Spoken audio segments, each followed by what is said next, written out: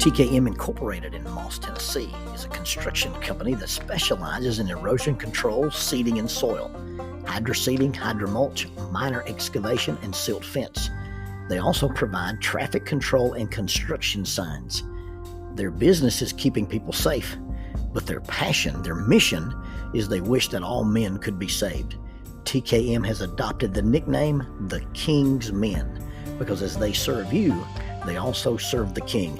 If they could provide any of their services for you, please contact them at 931-243-3958. That is 931-243-3958. Or you can contact them on the net at tkminc2001@twlakes.net. That is tkminc2001@twlakes.net.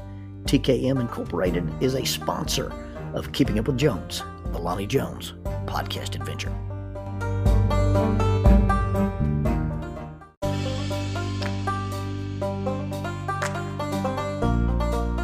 SJ&L General Contractor is a full construction company that primarily focuses on civil construction and asphalt sales in the Huntsville and Fayetteville regions. Services they provide include but are not limited to road construction, asphalt material, underground utilities, site work, and demolition.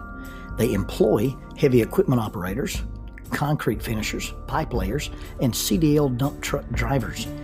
If you would like for this company to work for you on your project, or if you'd like to work for them as an employee of this family-owned business, you can contact them at 931-433-4660.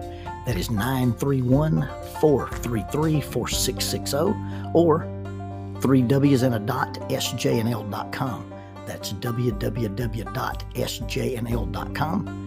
SJ&L General Contractor is a sponsor of Keeping Up with Jones, the Lonnie Jones podcast adventure.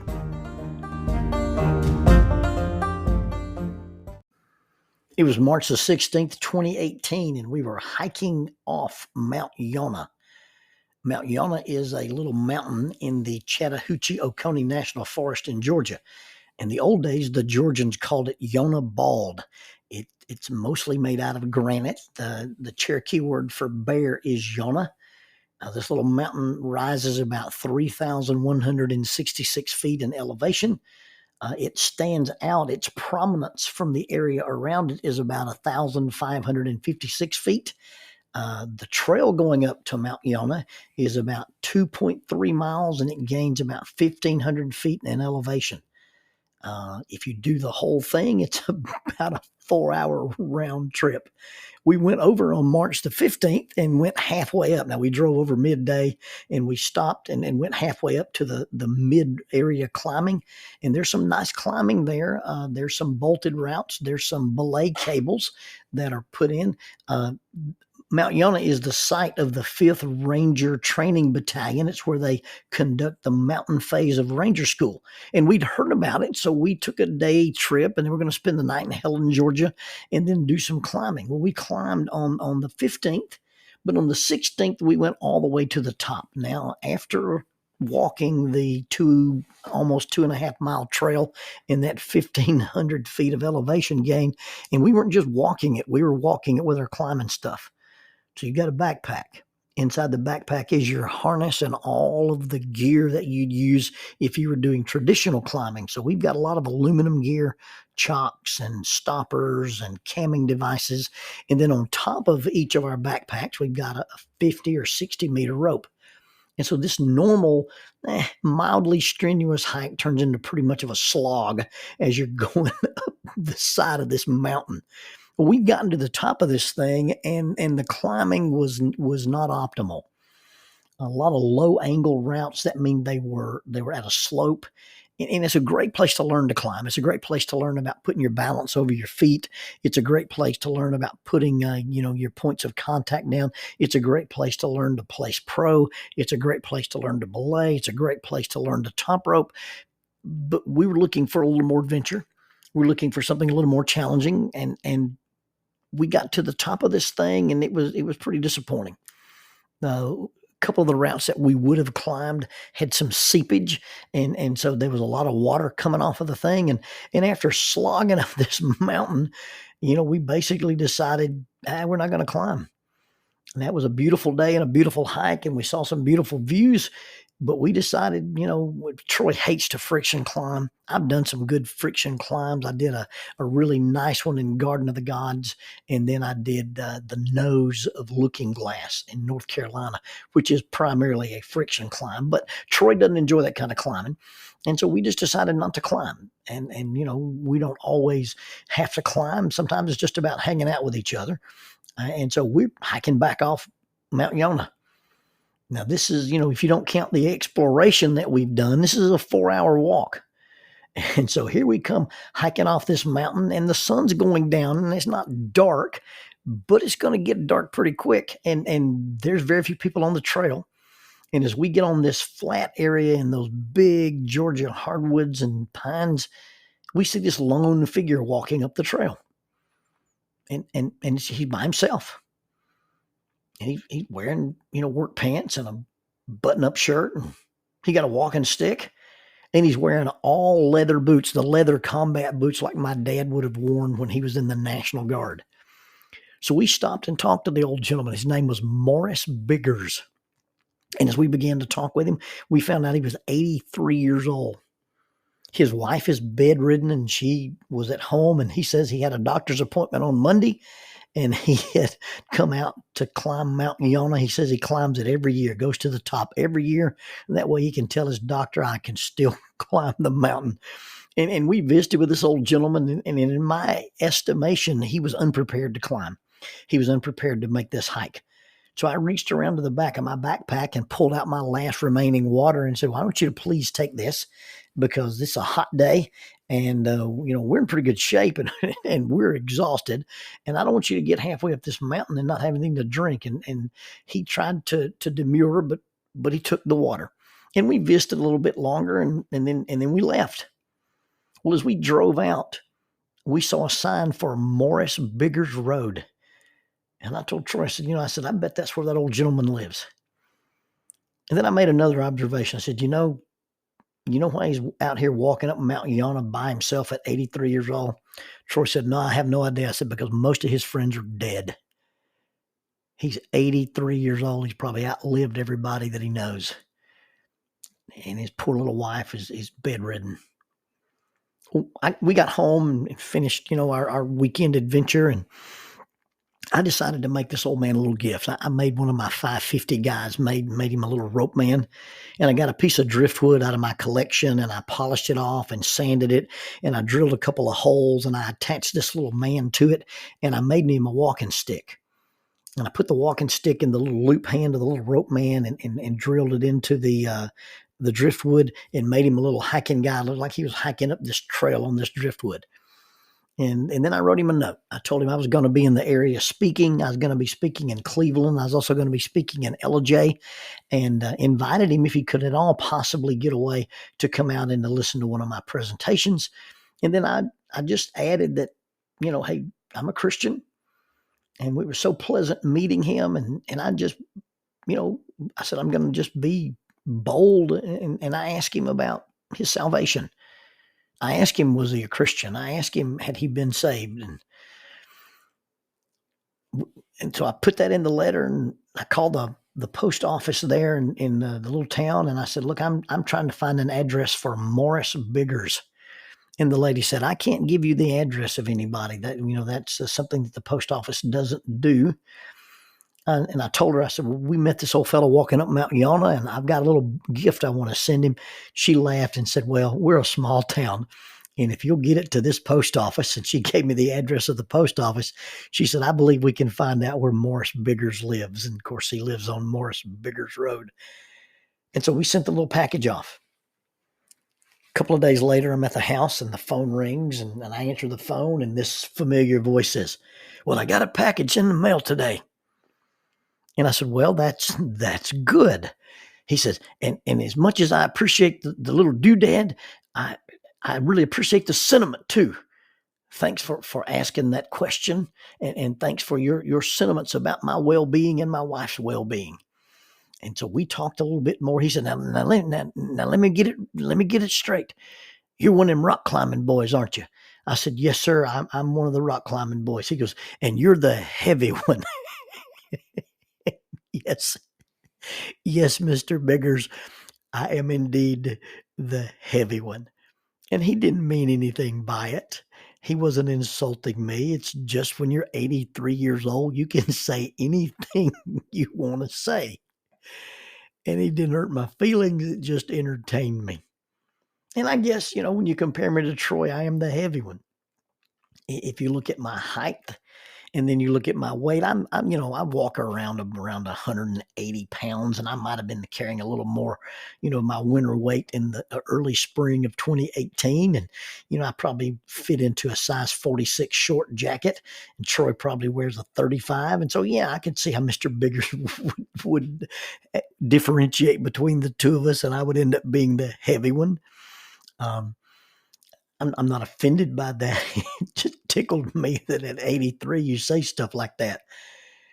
When I had to do the health screening for our insurance at Jackie's school, you go in there and they look at your height and they look at your weight, and then you get those judging eyes from those nurses, and they start explaining to you about the body mass index. And, I said, well, listen, anybody who's worried about my health and my height versus my weight, then you send anybody you want to down here, and I'll take them to my garage and we'll get on a wrestling mat and we'll see who's in shape.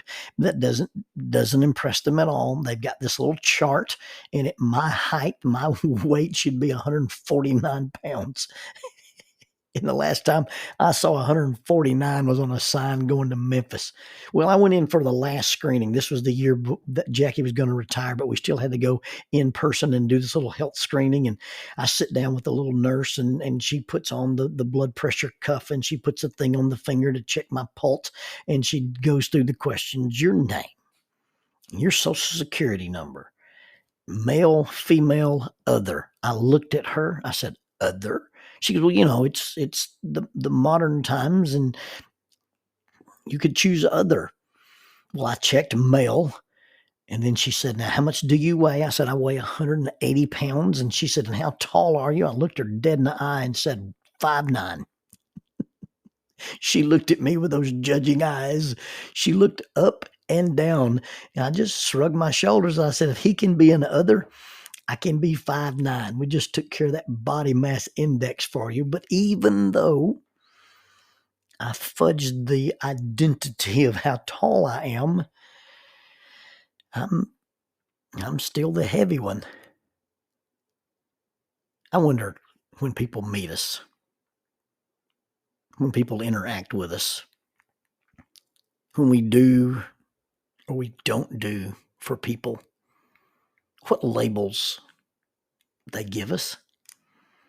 Now, I'm a firm believer that other people's words really only have the power that we give them, but I'm not talking about labels that offend us. I'm just talking about our behavior and how we stick in people's minds. We had this family when I was a little boy at church, and they had a little baby named Kelly Pogue, and Kelly had some kind of special needs concerns. I think he may have had cystic fibrosis and something else going on. But my mom and dad would keep him sometimes. And he was just a sweet little kid. And mom and dad would keep him on Sunday afternoon so that his parents could do things. And I remember that at our house, when we got ready to go back to church that night, one of my parents helped him put his shoes on. And then one of my parents helped him eat green beans. And I get it confused whether it was dad or mom, but he called one of them shoes on and he called the other one green beans. And so when he would see them at church, he would yell, shoes on, or he would yell green beans. And it was because he remembered that. That was a significance in his little life, that this is the man or the woman who helped me put my shoes on. This is the man or the woman who fed me the green beans. I wonder if the things that we do for people give them these labels for us. And rather than being the heavy one, I hope I'm the nice one. I hope I'm the kind one. I hope I'm the gentle one. I hope I'm the one who shares. I hope I'm the honest one. I hope I'm the polite one. I hope I'm the good one. And now, you get any of us on one of our bad days. You get any of us on one of our days when we're in a not being careful, and we get those other labels too. I remember, and I always regret it. This young lady was coming all the way from Decatur, Alabama, to visit with me at my office, and she got mixed up on the direction or the time, or there was just trouble with the traffic. And I'm sitting at the office waiting on her to come into the office for her appointment, and it's about, 15 minutes is left in the session, and she calls and she's frantic and she's apologizing for not being able to find the office and she's being late. And I said, well, you need to just go home. I said, by the time you get here, your session is going to end. I've got somebody that's going to come in right on the back side of it. I can't ask them to stay and miss their session because you missed yours, and we'll just reschedule. No, no, no. I want to come and I want to use what time I have. And I said, there's no way we can have a meaningful conversation in the 10 or 15 minutes you have left. And I can't let you stay for the other person's session, and then when they get through, leave, because I've got to leave immediately and go teach a Bible class. I'm obligated for that. You just need to reschedule. Well, she was insistent. She'd already driven all that way, and she showed up at the office. Well, as she showed up at the office, the other client showed up at the office, and I let the person who had the appointment come in, and I asked her to leave. Oh, and she was angry, and she was frustrated, and she was hurt. And I know that I'm the rude one. I'm the one who didn't have any time. I'm the one who wouldn't listen. I'm the one who didn't care. And then I have no excuse. I have no way to defend it. Those things are true. It's a first impression. It was an only impression. But I hate that's the impression. I did a thing the other night, and I'm very hesitant to talk about some of the things that I do with the police, but I was with them when they were serving a warrant. And it was a nighttime warrant, and we were in the big black armored Bearcat, and they wear black armor and black helmets, and they have these ripstop or these Nomex hoods that protect their faces in case there's flames, and then they have black weapons. And we rolled up on this house, and as they made a mechanical breach into the door, word came out and came on the radio that there were children present. And one of those guys walked out on that porch with this beautiful little girl, just a toddler. And I stepped off the truck, and he handed her to me from the porch. And I walked out into the darkness with her, and you could see in those big brown eyes that she was afraid. And she didn't know what was going on. And I really hope that she never remembers it. I hope that she's so young that this is something that feels like a dream to her. But I took my helmet off, and I took my mask off, and I walked out under the streetlight with her, and I sang to her. There's not a lot of things I've done that bother me more than that night. Because I just think about this little girl's environment.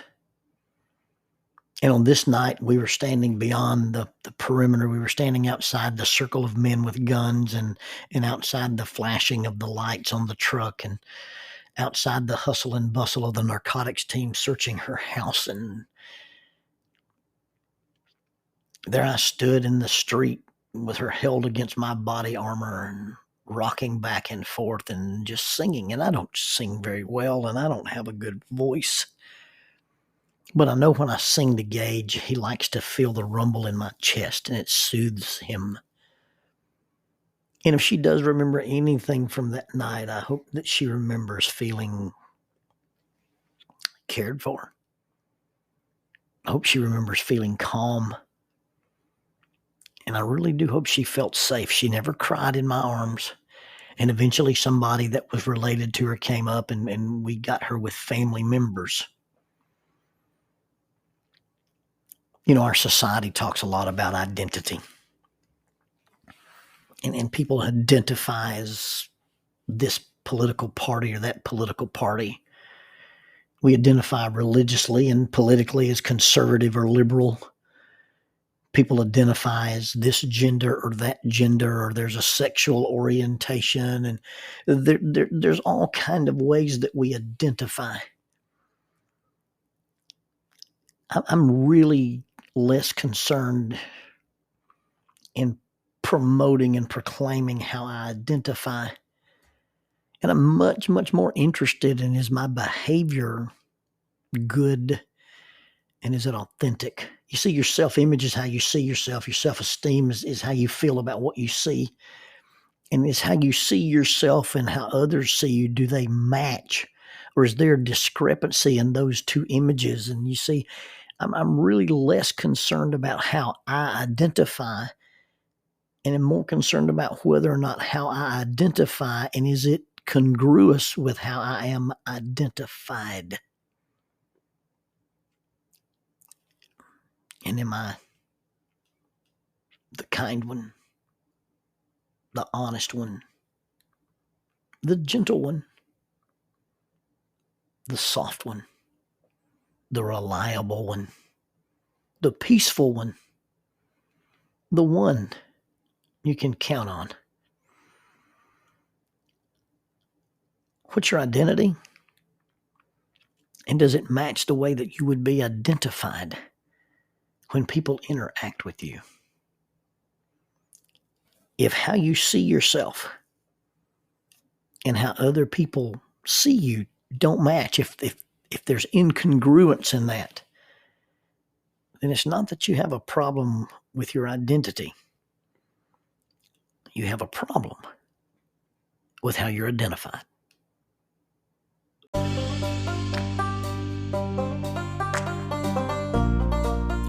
Using the tool of shortwave radio, World Christian Broadcasting literally covers the world every day with the gospel.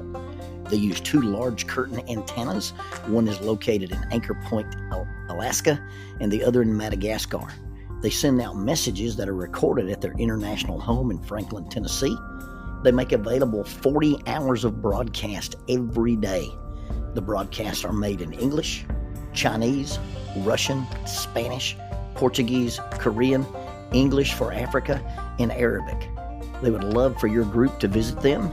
You can bring your ladies group, your youth group, or your men's group. Just give them a call at 615-371-8707, 615-371-8707, or you can go to 3Ws and a dot, worldchristian.org, find the Donate Here button, and make a financial contribution to support this work that literally covers the world every day with the gospel. World Christian Broadcasting, in cooperation with Keeping Up with Jones, the Lonnie Jones podcast adventure.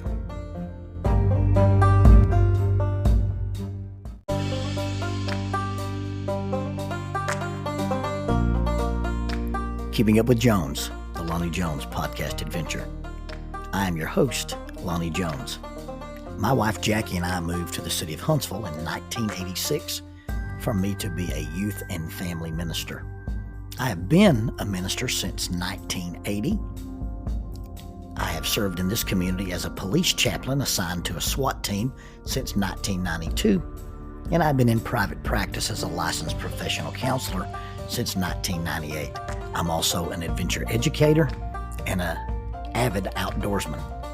I dabble in rock climbing, and I goof around with Brazilian Jiu-Jitsu. Our life has been full of many wonderful experiences, and some just outright adventures. I used to write about those things in a little church bulletin article, so now instead of asking you to read those things, we're just going to talk about them in our podcast. And as we talk about them, we're going to talk about the facts. The facts lead to concepts, and the concepts lead to application. One caveat about the facts is, for the most part, we're going to tell you the facts just as they happened.